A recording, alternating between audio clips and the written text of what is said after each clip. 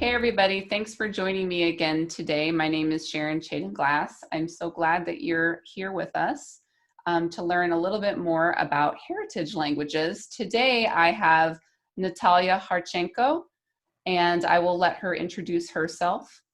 Okay, hello everyone. My name is Nataliya Kharchenko, and I'm a sessional instructor at the University of Manitoba. It's in Winnipeg, Canada, and I'm also teaching English for academic purposes online at McMaster University in Hamilton, Ontario, also in Canada.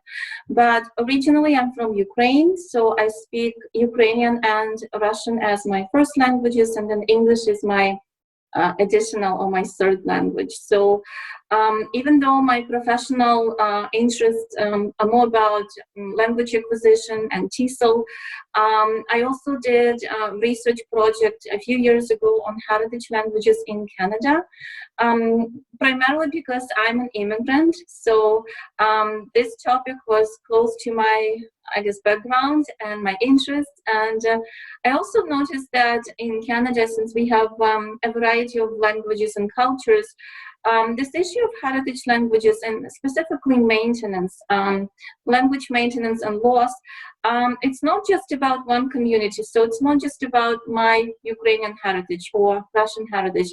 It also applies to indigenous languages. It applies to basically all immigrant languages and variety of cultures that we have. So in the context of my research project, heritage language is probably one of the many different terms that we can use, but we generally just say home language, or we can also refer to it like immigrant language, or if we apply it in a slightly different context, we can also say minority language, and basically we mean the same. That's the language that is not the mainstream, or the language that is not officially recognized in a specific community or country. So again, in my context in Canada, that would be basically any language other than English or French, because English and French, those two are official. So we can apply this topic to any immigrant language and indigenous languages as well. Oh, that was probably something that I didn't totally understand. I thought that heritage languages were languages that parents who brought their kids to a new cultural context were teaching their kids outside of the native cultural context. So like you're Ukrainian, for your children, teaching them Ukrainian, but it doesn't necessarily have to be that. Yes, you're right. So there is, there is an overlap, because in my study, again, I had families who immigrated from Ukraine maybe a few years ago, like 3 years ago, and I had families who immigrated maybe 15 years ago, and the kids were born in Canada, right?